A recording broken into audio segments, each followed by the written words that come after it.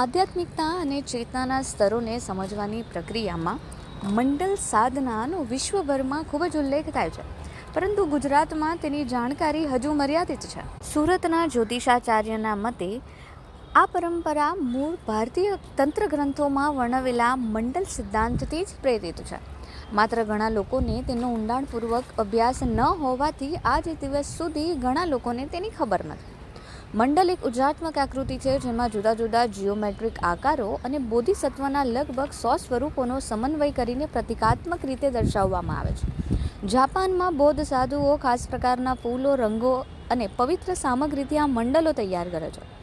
ભારતમાં આપણે જે રીતે રંગોળી તૈયાર કરીએ છીએ તે રીતે ત્યાં યંત્રાત્મક આકૃતિઓ રચવામાં આવે છે, પરંતુ તેનું મંત્રોચ્ચાર સાથે જોડાયેલું અત્યંત વિશિષ્ટ આધ્યાત્મિક મહત્વ છે.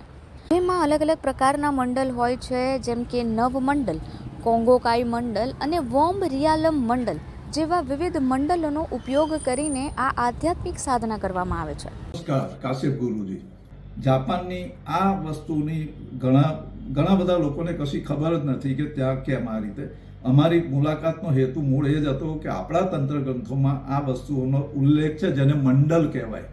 એ મંડલમાં જુદી જુદી આકૃતિઓ બનાવવામાં આવે અને એવા બોધિસત્વ બુદ્ધના 100 સ્વરૂપો અંદર રાખી અને એના અલગ અલગ પ્રકારના ફૂલોથી સજાવીને આપણે જેમ રંગોળી કરીએ એ રીતે યંત્રો બનાવે અને એના વિશેષ મંત્રો ઉચ્ચારણ કરે એ લોકો. એની સાથે અમુક ધ્વનિ વાગતા ઘંટ વગેરેના ઘંટ આપણે કહીએ તેના, અને એનાથી એ લોકો એનું અભિવાદન, પૂજા અને પાઠ વગેરે કન્ટિન્યુ ચાલે.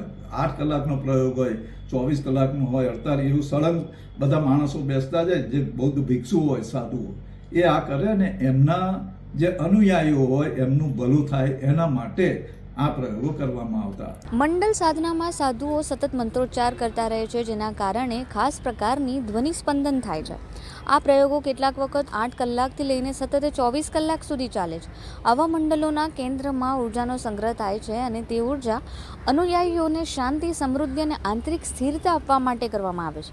આવા મંડલોના ચિત્રો કે ફોટા ઘરમાં રાખવાથી નેગેટિવ શક્તિઓ દૂર થવા લાગે છે અને સકારાત્મક ઉર્જા પ્રવેશ કરે છે.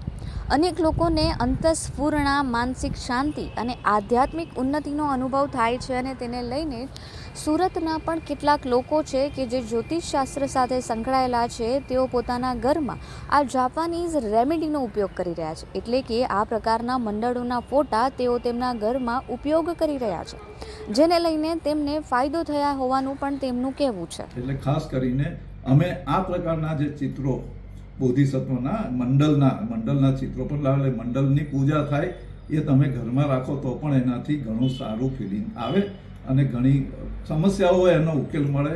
અને ઘણી વખત આપણને અંતસ્ફૂર્ણા કહે કે બ્રહ્માંડની શક્તિને આકર્ષિત કરીને પિંડેસુ બ્રહ્માંડે આપણા શરીરમાં સ્થાપિત કરવાની પ્રક્રિયા આ મંડળ પૂજામાં કરવામાં આવે.